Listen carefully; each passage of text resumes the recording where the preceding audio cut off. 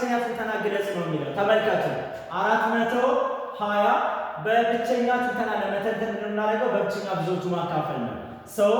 420 በሁለት ስንት ይሆናል?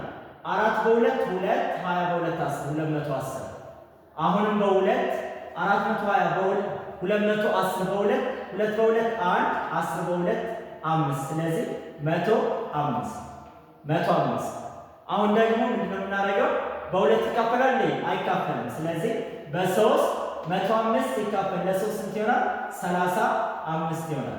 35 በ3 አይካፈልም። በ5 35 በ5 7 በ7 ነው የሚካፈለው በ7 1 ስለዚህ የ420 ብቸኛ ትንተና እንዴት ይሆናል ማለት ነው? 2 ሲባዛ በ2 ሲባዛ በ3 ሲባዛ በ5 ሲባዛ በ7 ይሆናል። ይሄ ማለት 2 ርቢ 2 ሲባዛ በ3 ሲባዛ በ5 ሲባዛ በ7 ይሆናል ማለት ነው። ይሄ ሚኒስትር ላይ ሊመጣ የሚችል ጥያቄ ነው።